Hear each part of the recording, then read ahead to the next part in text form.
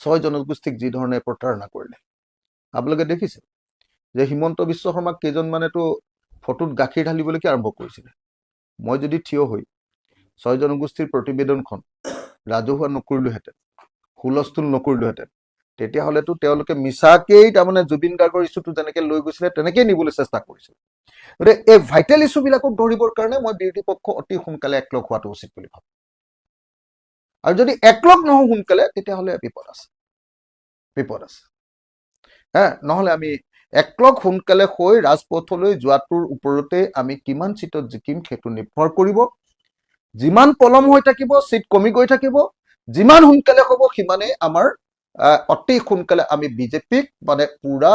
ধুমুহাৰ নিচিনাকে উৰুৱাই লৈ যাবৰ কাৰণে সক্ষম হ'ম গতিকে মই এই মুহূৰ্তত সকলো বিৰোধী দলৰ প্ৰতি মুকলি আহ্বান আহক আমি সোনকালে একলগ হওঁ